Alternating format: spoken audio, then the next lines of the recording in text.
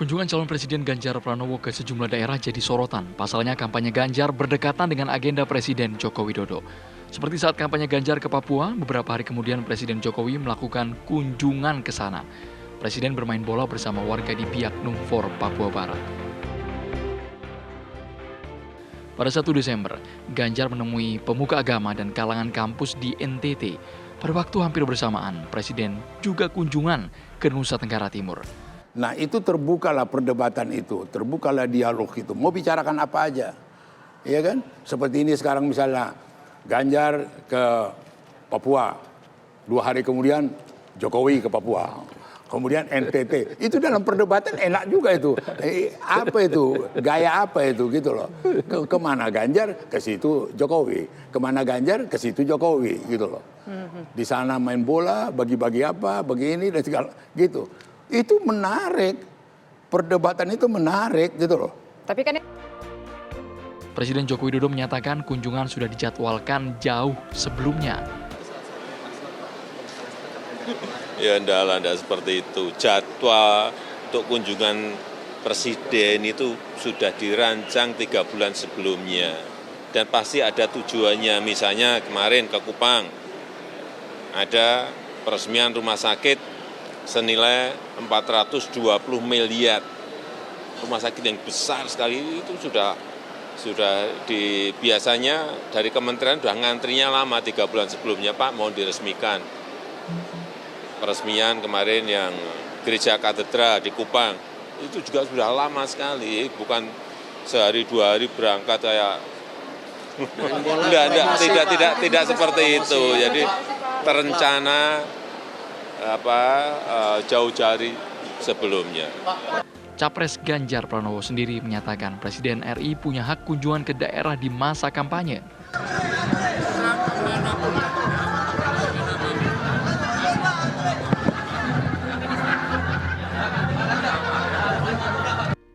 Kampanye Capres-Cawapres berdasarkan aturan KPU digelar 28 November 2023 hingga 10 Februari 2024. Tim TV One mengabarkan.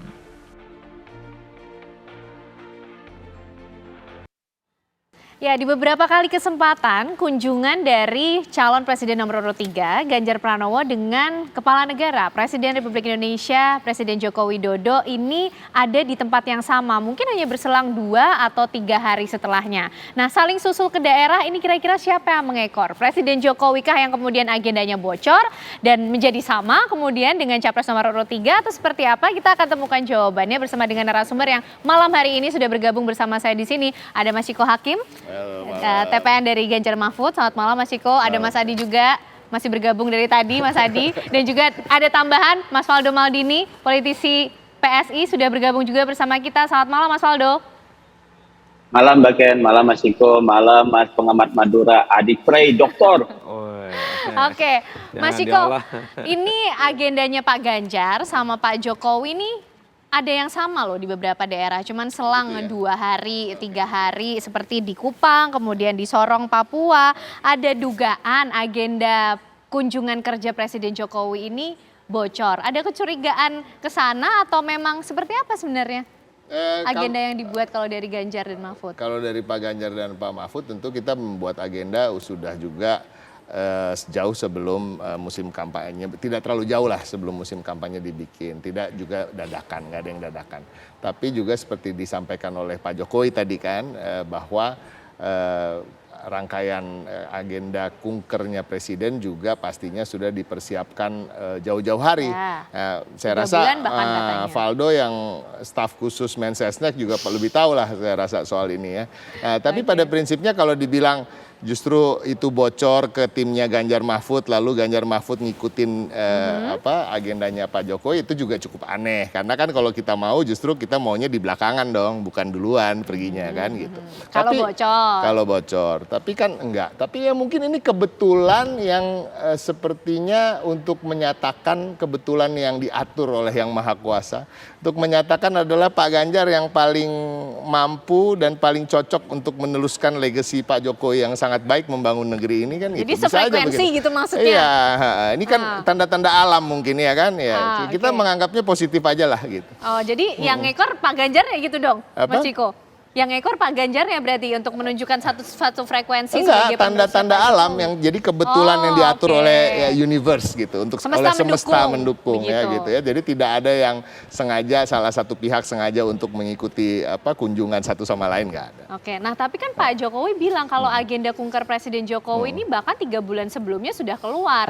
Artinya kan sebenarnya kunjungan Pak Presiden ke Kupang atau ke Papua, walaupun sebelumnya adalah Pak Ganjar, begitu. Ini kan sudah sebelumnya Pak Jokowi yang sudah punya agenda tersebut gitu loh Mas Ciko. Ya itu yang menunjukkan bahwa ini semesta tadi mendukung gitu kan. Kalau kita bocornya ke kita dan kalau kita mau ya intinya kalau secara trik atau siasat ya tentunya lebih baik kita datang setelah Pak Jokowi datang dong, ya kan? Ya, everyone wants to have the last say rasanya kan. Semua ingin menjadi yang mengatakan pernyataannya di akhir gitu. Tapi kan nyatanya kita yang datang duluan. Jadi kita menganggap ini suatu kebetulan, tapi kebetulan yang mudah-mudahan positif lah bagi kampanye Ganjar. Kebetulan yang sepertinya semesta mendukung kalau yang dipercayai oleh kubu dari Ganjar Mahfud, Mas Faldo. Ya, memang bagian ya sepakat sih kalau soal penjadwalan itu pasti nggak dadakan lah gitu, karena ya mengulangi apa yang telah disampaikan oleh Pak Presiden bahwa ya kunker nggak bisa tiba-tiba hari ini kepikiran langsung berangkat, nggak bisa lompat-lompat lah gitu, karena emang ada protokolnya, prosedur dan lain-lain. Nggak mungkin tiba-tiba kemana tanpa ada perencanaan yang matang dan juga set waktu, tempat, kegiatan, juga pertimbangan-pertimbangan lain, monitoring proyek nasional, peresmian, pemberian bantuan dan sebagainya. Jadi ya gitu, nggak bisa juga salah-salah melakukan kunker gitu, karena memang kalau ditanya apakah ke lokasi di mana salah satu kandidat capres nih, kebetulan kali ini Mas Ganjar gitu, juga banyak yang lain sih titik-titik yang dikunjungi oleh Bapak Presiden ya. Kalau ada 1-2 lokasi yang berdekatan di antara ratusan waktu dan agenda lain ya saya rasa itu memang bukan persoalan, jadi wajar saja dan tidak perlu kita goreng-goreng ya. Kita nggak tahu ini isu mainan siapa, tapi isu seperti ini sudah menjadi hal yang lumrah kami kira menjelang pemilu, dan di satu sisi kita mengerti ini mainan pemilu, di satu sisi kita juga ditanya-tanyain, dan penjelasannya saya kira simpel aja, nggak ada yang rumit dalam persoalan ini. Kunker semua sudah terjadwal, tersusun, mulai dari waktu, tempat, kegiatan, sejak jauh-jauh hari. Gara-gara isu kayak gini, Pak Presiden jadi nggak boleh kunker di lokasi yang dekat kampanye kan nggak juga. Gitu. Dan kalau ada yang sudah terjadwal, disusun berdasarkan pertimbangan dan kepentingan pembangunan yang kebetulan berdekatan dengan waktu dan lokasi capres manapun, ya mau gimana? Apakah Presiden harus mengalah gitu? Kita batalkan kunker ke sana karena ada kandidat capres ke sana, kan nggak bisa gitu. Jadi kami kira nggak ada masalah di sana dan sudah ditanggapi juga tadi oleh Mas Ciko. Tapi yang namanya jelang-jelang pemilu, Mbak Ken, isu-isu bisa macam-macam. Memang kita juga tahu bahwa efek restu Pak Jokowi kan memang agak besar ya, bahkan sangat besar. Tapi jangan sampai isu-isu kecil jadi besar, Mas Ganjar kesandung di jalan nanti bisa jadi berita proyek nasional, jalanannya tidak bersih, kan macam-macam nih larinya. Tapi saya yakin tidak ada masalah. Jadi ya apa poinnya gitu. Kira-kira gitu. Tapi konteksnya ini menjadi penting karena ini kan juga dalam masa kampanye, Mas Faldo. Pak Presiden juga menyatakan kalau agenda kunjungan ini tidak mendadak, bahkan sudah disusun 3 bulan sebelumnya sampai pada tujuan kunjungan kerjanya untuk apa. Nah, tapi kalau di masa kampanye ini kan kadang di masyarakat kita menjadi multitafsir. Kunjungan Pak Presiden Joko Widodo ini sebagai kepala negara atau mengendorse, memberi dukungan atau seakan mengaminkan sefrekuensi dengan calon presiden yang mana begitu? Ya mengaminkan tidak lah, karena nggak ada timnas amin nih dalam diskusi kita. Tapi memang dalam masa-masa kampanye gini ya Mbak Ken dan ya Mas Ciko dan Mas Hadi juga tahu lah bahwa memang ya cocok logi, sangkut paut itu adalah sesuatu yang senang terjadi. Tapi makanya kita coba klarifikasi nih kali ini Mbak, biar tidak terjadi multitafsir. Dari pihaknya Pak Ganjar melalui Mas Ciko juga melakukan klarifikasi. Jadi nggak ada multitafsir bahwa ini adalah kait-kaitan satu sama lain. Dan kalau soal pandangan masyarakat, kami kira ya kita nggak bisa lah ya menyalahkan masyarakat, karena mereka lah yang menentukan siapa yang akan memimpin kita nanti. Tapi ya kita klarifikasi di sini bahwa memang tidak ada yang begitu, biar tidak multitafsir Mbak. Gitu. Oke, jadi intinya menyampaikan bahwa Presiden Jokowi kunjungannya sebagai kepala negara netral terhadap semua capres, begitu ya Mas Faldo? Betul sekali. Dan sebagaimana apa yang selalu disampaikan oleh Bapak Presiden gitu, bahwa ya ya urusan presiden, urusan kenegaraan, urusan politik ya di partai politik dan kandidat juga begitu. Oke, karena kalau menurut Mas Ciko tadi bahkan sudah sebegitu percaya dirinya ini bahkan mungkin ingin mengkomunikasikan sebagai penerus dari Presiden Joko Widodo, begitu Mas Ciko? Ya itu tadi saya sampaikan, kan kok bisa kebetulannya sangat beberapa kali ya, kalau nggak salah 4 kali ya. Jadi kalau kita mau berbaik sangka ya ini semesta yang mendukung itu kan. Artinya bahwa semesta menunjukkan tanda-tanda alam bahwa Pak Jokowi yang sangat hebat dan sukses dalam 2 tahun memimpin dan membangun di bidang infrastruktur dan berbagai hal lain, ini yang paling cocok ya kan Pak Ganjar gitu. Kalau istilah kami sekarang itu Pak Ganjar itu adalah Jokowi 3.0 gitu. Oke. Ya, jadi Jokowi yang lebih cepat ya kan, lebih tinggi sedikit ya kan, dan siap untuk melakukan penyempurnaan dari program-program Pak Jokowi ke depan. Oke, Mas Adi, ini psikologi semacam apa sebenarnya yang sedang ingin disampaikan kepada masyarakat pemilih kita di tingkat bawah? Mungkin kalau soal saling klaim ini mainan elit politik lah, tapi yang ingin dialamatkan kepada masyarakat pemilih kita di bawah apa soal kesamaan agenda ini? Ya sebenarnya secara prinsip tak apple to apple, sebenarnya membanding-bandingkan atau menghadap-hadapkan antara Jokowi dengan Pak Ganjar ya. Jokowi saat ini adalah presiden dan Ganjar adalah calon wakil presiden.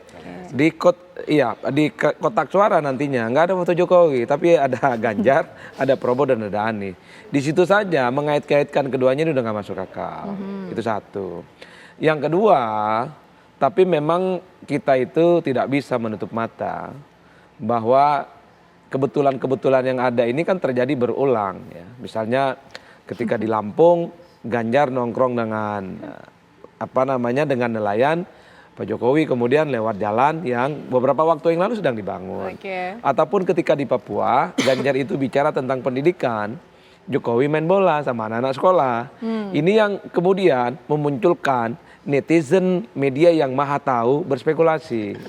Kalau mau jujur sebenarnya yang mengait-ngaitkan ini semua nggak ada dari PDIP. Nggak ada dari tim suksesnya Ganjar ataupun dari pihak istana, nggak ada. Ini kan muncul di ruang publik jadi pembicaraan. Kok ini kebetulannya 4 kali? Nah kan itu saja. Nah netizen yang maha tahu inilah kemudian cari pembenarannya, cari argumen di mana-mana. Seakan-akan peristiwa politik yang 4 kali kebetulan ini nggak kebetulan, tapi sengaja dibetul-betulkan gitu. Apalah judulnya. Makanya malam ini ada untuk mengklarifikasi begitu kan?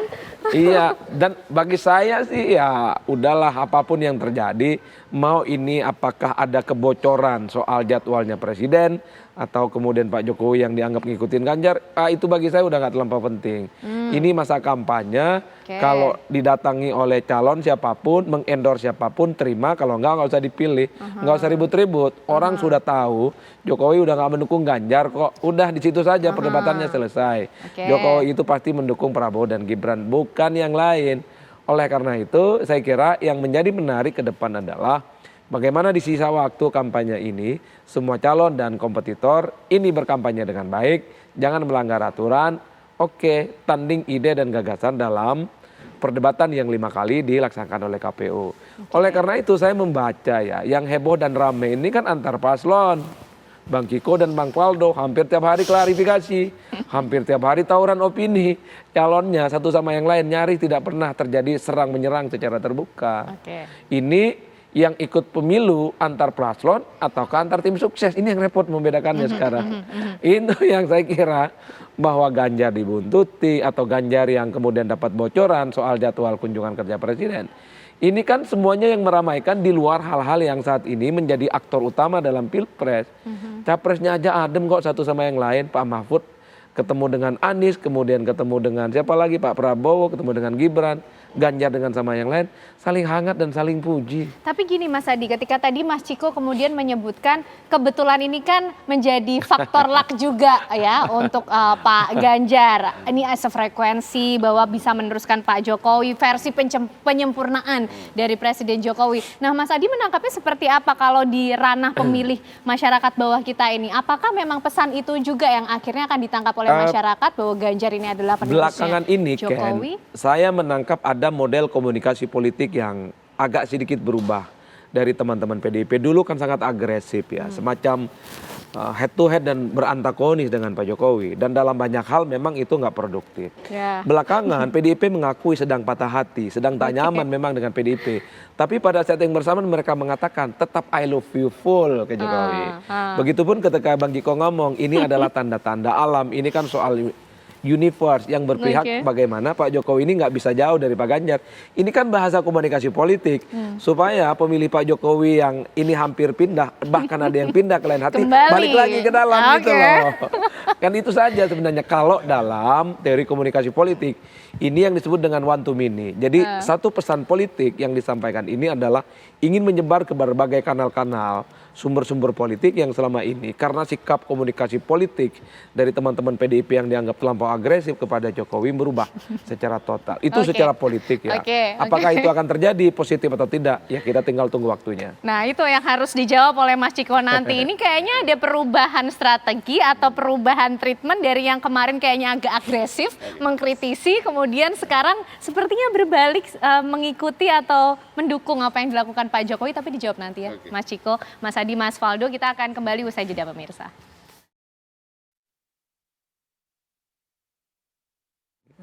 Ya, masih bersama kami di Apa Kabar Indonesia Malam, pemirsa, dan masih melanjutkan perbincangan kita mengenai agenda Ganjar Pranowo dan juga Presiden Joko Widodo yang kebetulan, kalau kata Mas Ciko, semesta ini mempertemukan dan sama. Tapi Mas Ciko, beberapa waktu kebelakang kalau kita ingat sebenarnya Pak Ganjar ini cukup sering agresif mengkritisi program Presiden Jokowi. Tapi nampaknya juga dalam kunjungan-kunjungan yang semesta mendukung ini seperti ada turning point, berbalik kemudian mendukung apa yang dikerjakan oleh Presiden Jokowi. Apa sebenarnya yang ingin disampaikan? Kalau kita dibilang banyak mengkritik kemarin-kemarin itu kan memang karena ada insiden-insiden, ada kejadian-kejadian yang memang perlu dikritik secara keras. Kita harus akui bahwa putusan MK, kemudian rekomendasi MK, ya kan. Kemudian ada beberapa kejadian di mana baliho diturunkan dan ada baliho juga yang dipasang oleh aparat dan lain-lain. Nah, sebenarnya kritik-kritik itu, tapi kan kita ketahui Partai PDI Perjuangan ini sebagai partai yang memang menjunjung tinggi soal demokrasi ya, partai yang banyak berjuang di Orde Baru untuk tercapainya reformasi. Jadi memang itu sudah menjadi DNA dari PDI Perjuangan. Tapi kalau kita bicara pembangunan, kita bicara pencapaian-pencapaian Presiden Jokowi selama 2 periode ini, kita adalah bagian dari itu. Ya, PDI Perjuangan adalah bagian terdekat dengan Presiden soal itu. Kami yang mencalonkan beliau, beliau adalah kader kami.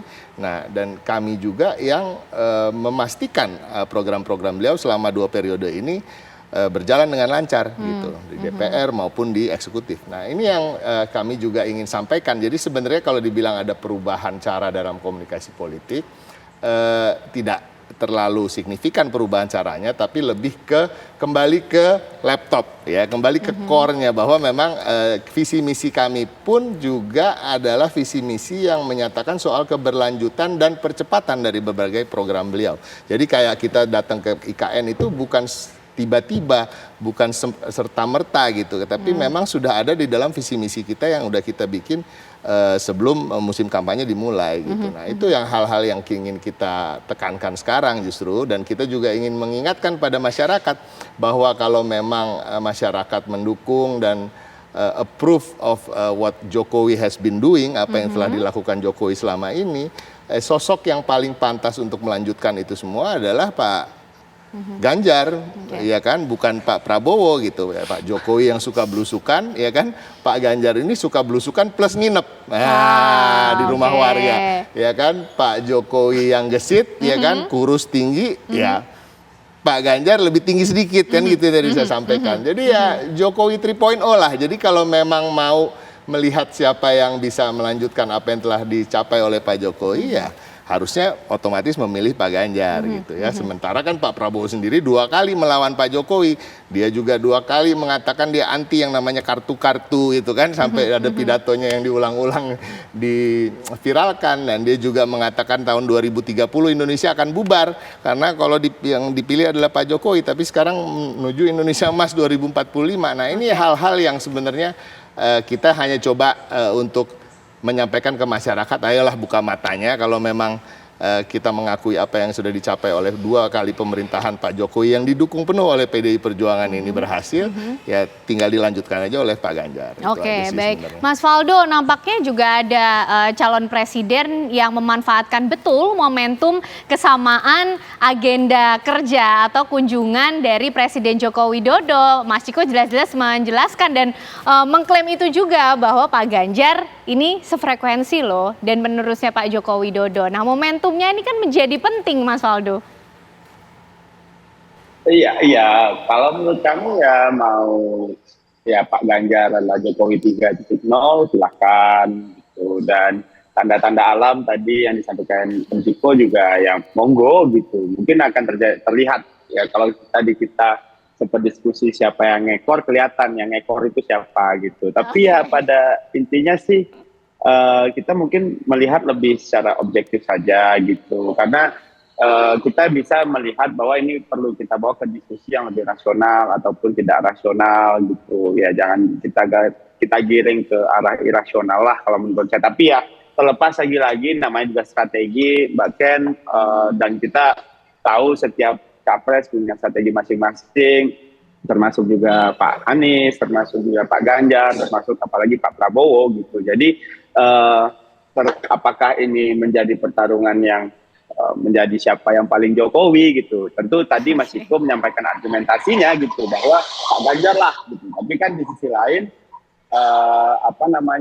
yang paling penting dalam kunker ya, kalau Pak Jokowi kunker dekat sama Pak Ganjar, ya itu nggak ada meaning apa-apa gitu. Itu pure kunker aja gitu Mbak, yang ingin kita sampaikan gitu. Dan kalau tiba-tiba nanti Pak Prabowo juga dekat kunkernya atau Pak Anies juga dekat kunkernya gitu, ya itu it's just a kunker gitu.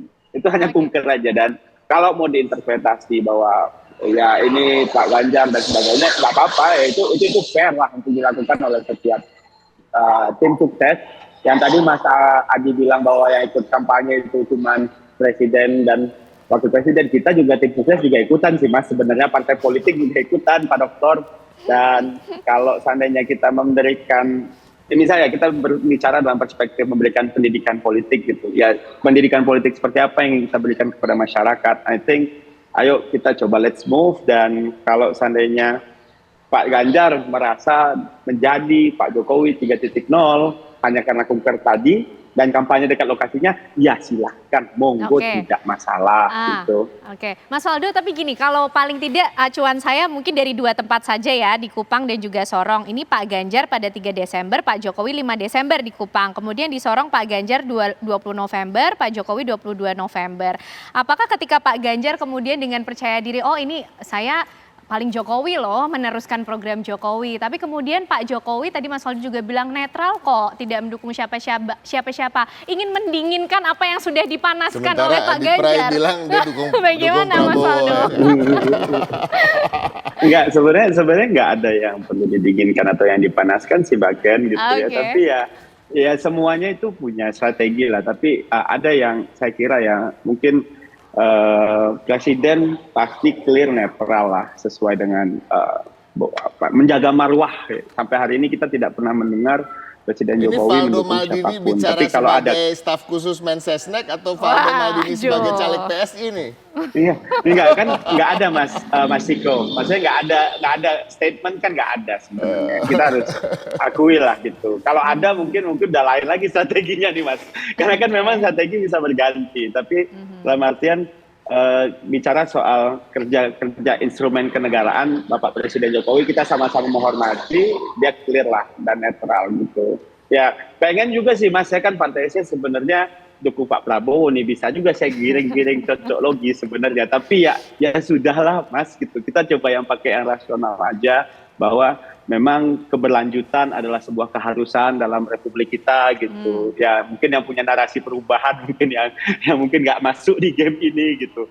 Dan dalam artian penting gitu kita melihat siapa yang paling benar-benar bisa melanjutkan kinerja Pak Jokowi gitu. Kita bisa dari programnya, dari bagaimana metodenya gitu, bagaimana caranya Pak Jokowi mengeksekusi sesuatu, dan bagaimana Pak Prabowo juga termasuk orang yang terlibat dalam Kabinet Indonesia Maju Jilid 2 bersama-sama. Tentunya ada PDIP di sana, ada PAN di sana, ada PKB di sana dan semuanya gitu.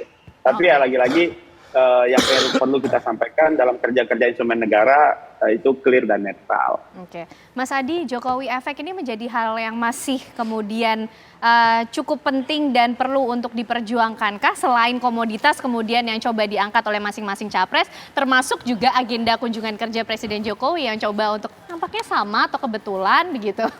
Ya kalau bicara tentang Jokowi efek, saya kira terkonfirmasi dari beberapa survei. Ada sekitar 40% masyarakat itu yang kemudian sangat mungkin akan mengikuti arah politik dan Pak Jokowi.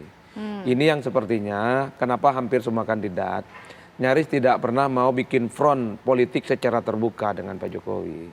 Artinya apa? Di tengah approval rating, tingkat kepuasan yang tinggi, mengkritik Jokowi secara terbuka itu justru feedbacknya negatif bagi yang mengkritik. Oleh karena itu di kubu Amin sekalipun mengkritik Jokowinya pun setengah hati. Ketika Gus Muhaimin mengatakan bahwa lagi enak-enak tinggal di Jakarta tiba-tiba pindah ke hutan, itu kontraproduktif. Diubah lagi narasinya, akan melanjutkan IKN karena ada feedback yang kurang bagus. Dalam konteks itu saya melihat memang sampai batas tertentu semua paslon ini mencoba untuk menjadi paling Jokowi di antara yang lain. Ini yang sedang dihitung betul karena kalau mau jujur masyarakat di bawah Pak Jokowi itu masih terbaca sebagai bagian dari PDIP dan bukan kemana-mana. Ini yang sepertinya di tengah ketidaktahuan masyarakat bagaimana preferensi politik Pak Jokowi, itulah yang sepertinya ingin dikapitalisasi bahwa Pak Jokowi itu tidak akan pindah kemana dan tidak mungkin akan mendukung partai selain yang diusung oleh PDIP. Kan itu yang terjadi dari Pak Ganjar sebenarnya. dong berarti ya. Makanya saya kalau ketemu Bang Ciko, kemudian beberapa hari yang lalu ketemu Bang Ruhut Sitompul, elit-elit PDIP, nggak lagi agresif seperti yang dulu, serang. Sekarang ya kita memang patah hati kata mereka itu, karena Pak Jokowi ada di sana, tapi mereka mengatakan tetap I love you full. Kalau kemarin kan sempat malu-malu, sekarang terang-terangan saja itu begitu. Artinya apa? Ingin menarik Jokowi kembali ke dalam ya, bagian dari internal dari PDIP yang kemudian tidak akan ditarik kemanapun. Ini kan soal bagaimana efek dan pengaruh dari Pak Jokowi yang masih luar biasa. Dalam konteks itulah sepertinya sedang ditahan betul. Tapi bagi saya kalau melihat kecenderungan rata-rata secara umum, semua calon ini pasti punya argumen dan data-data yang cukup terukur. Dalam batas apa nanti daya dan pengaruh Jokowi ini akan terus signifikan. Apakah sampai Desember, apakah cuma sampai Januari, atau jangan-jangan selamanya. Ini kan yang sedang dipertaruhkan betul karena suasana politiknya saat ini memang epicentrum kekuatan politiknya terpusat pada figur pengaruh Jokowi yang dinilai cukup luar biasa. Begitukah Mas Ciko sampai Desember sampai hari ini kalau menurut analisis atau hitung-hitungan yang dimiliki oleh tim Pak Ganjar Mahfud ternyata agresif dan mengkritik Pak Jokowi tidak begitu efektif untuk membantu meningkatkan perolehan suara ataupun perhatian masyarakat. Jadi berbalik kemudian. Itu nggak sejauh itu. Tapi saya kembali apa yang saya katakan tadi. Kalau kita memang mendapat kekagetan tersendiri ketika terjadi insiden-insiden MK dan lain-lain. Nah itu yang membuat kami juga kelihatan begitu agresif kala itu ya. Tetapi kembali lagi kalau kita ingin kembali tenang ya gitu, kita sadar diri bahwa visi dan misi kita tuh sangat tidak bertentangan dengan apa yang dicita-citakan oleh Pak Jokowi gitu dan sedang dilakukan oleh Pak Jokowi. Nah ini yang juga akhirnya kita ingin kembali menekankan lebih ke soal itu visi misi dan gagasan kami. Dan itu tadi bahwa Pak Jokowi juga berhasil selama 2 periode ini memimpin itu berkat juga dukungan yang penuh dari PDI Perjuangan ya, baik itu dukungan pencalonan ya kan, baik itu juga dukungan dalam menjalankan pemerintahan gitu dan dukungan juga dari parlemen.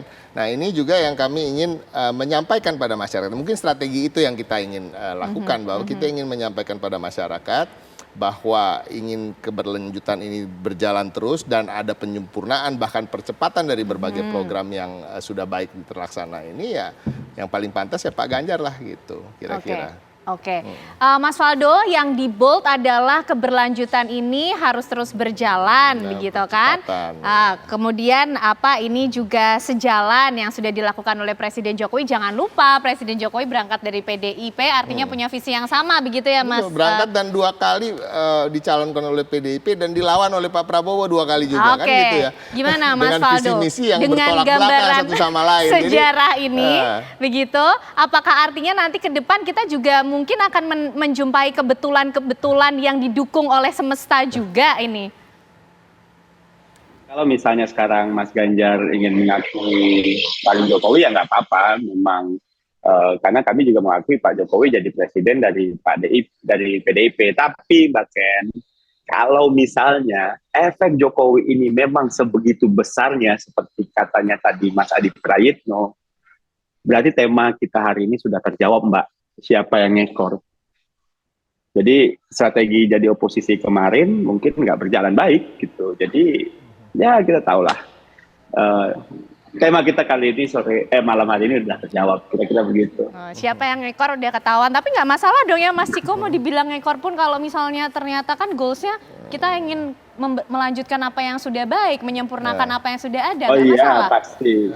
Jadi gini, saya kan nggak pernah dari pihak PDI Perjuangan sendiri maupun dari pihak TPN tidak pernah ada yang mengatakan Pak Jokowi ngekor atau kita ngekor. Jadi sebenarnya, tapi seperti kata Mas Adi Pray tadi bahwa memang ini kan netizen yang maha tahu, media yang maha tahu ini ingin menciptakan suatu ya kan isu-isu dan akhirnya kita diundang ke sini untuk membicarakannya. Nah, jawaban saya adalah ini semesta ya kan. Tapi kan kalau kita ngekor mestinya juga kita bukan yang datangnya duluan, kita datangnya belakangan dong kalau ngekor ya. Tapi itu nggak usah dibicarakan Mas lagi. Faldo? Tapi pada prinsipnya itu tadi, Faldo ini terlalu kaget tadi dibilang bahwa Pak Prabowo 2 kali lawan Jokowi, ya kan 2 kali menghina-hina Pak Jokowi. Dia terlalu kaget, jadi dia bingung dia mau jawab apa. Akhirnya dia menjawab hal-hal yang saya tidak katakan tadi soal ngekor-ngekor kan gitu. Nah, jadi Faldo tapi jelas dulu Faldo. Faldo bicara di sini sebagai staf khusus Mensesnek atau sebagai caleg PSI? Ayo. Iya, jadi kan harus tadi udah jelas. Jadi gue tahu jawab-jawabnya nih dong. Oke. Gimana Mas Faldo? Nggak ada yang ngeblank, santai aja. Saya cuma meneruskan logiknya Mas Ciko. Nggak ada. Jadi saya cuma meneruskan logiknya Mas Ciko. Jadi semesta tadi kata mendukung Pak Ganjar untuk terlihat sangat Jokowi. Ya saya hari ini ngomong ya mengikuti apa yang Mas Ciko bilang dan saya lanjutin aja logiknya. Tapi ya hari ini Mas Ciko, saya sebagai Faldo Maldini aja Mas. Faldo Maldini. Oke, sebagai main bola legendaris dong. Itu Paulo Mas, beda marga Mas. Oke, tapi kan kita bicara soal tadi siapa yang lebih dulu, harusnya kalau yang ngekor ya belakangan. Tapi kalau Pak Ganjar kalau kita lihat prakteknya kan datangnya lebih dulu gitu ya Mas Ciko ya ke lokasi itu. Tapi kan Pak Jokowi bilang sebenarnya agendanya udah 3 bulan sebelumnya gitu loh Mas Faldo. Tadi yang mau disampaikan oleh Mas Ciko itu. Jadi yang dimaksud yang ngekor siapa ketahuan nih siapa gitu kan? Jokowi efek, tadi yang dibilang Pak Dokter pengamat Madura itu. Gimana Mas Adi ini? Yang suaranya udah hampir habis gara-gara talk show hampir setiap sesi aku lihat. Gimana Mas Adi ini kalau kita bicara siapa yang mengikuti siapa, mengekor siapa, membuntuti siapa? Ya memang agak rumit kita berdebat itu kalau tidak dalam posisi saling ekstrim ya. Kalau kita mau sedikit merangkum pembicaraan-pembicaraan di media sosial, seakan-akan memang datangnya Pak Jokowi setelah Ganjar kunjungan di berbagai tempat, ini kan ingin menunjukkan kepada publik, terutama di wilayah-wilayah yang dikunjungi Ganjar. Ingat loh, semua pembangunan di Indonesia bagian timur khususnya, itu kontribusi besarnya bukan Ganjar tapi dilakukan oleh Pak Jokowi. Jadi Ganjar ke Lampung, Ganjar ke Pontianak, kemudian datang ke NTT dan ke Papua. Ini tentu dalam banyak hal dalam tanda kutip dikhawatirkan akan menciptakan idola baru. Di tempat yang selama ini memang menjadi basisnya Jokowi. Di tempat di mana kontribusi penting pembangunan infrastruktur, pemerataan dilakukan oleh Pak Jokowi. Jadi wajar kalau kemudian setelah Pak Jokowi 2-3 hari, setelah kunjungan datang, kemudian datang, publik bicara, masyarakat bicara, di media sosial ramai. Pak Jokowi cuma ingin ngasih satu pesan, bahwa yang membangun Indonesia kurang lebih selama 10 tahun itu namanya Joko Widodo, bukan Ganjar Pranowo. Ingin menghilangkan kesan. Mendinginkan dong berarti Mas Adi? Ya antara mendinginkan nggak mendinginkan, karena ini terus dibentur-benturkan. Ini siapa yang membocorkan soal kunjungan presiden, soal siapa yang ingin mendapatkan insentif politik elektoral, termasuk soal ini siapa yang membuntuti dan seterusnya. Ya terlepas dari itu bagi saya ini pilpres, semua serba sensitif.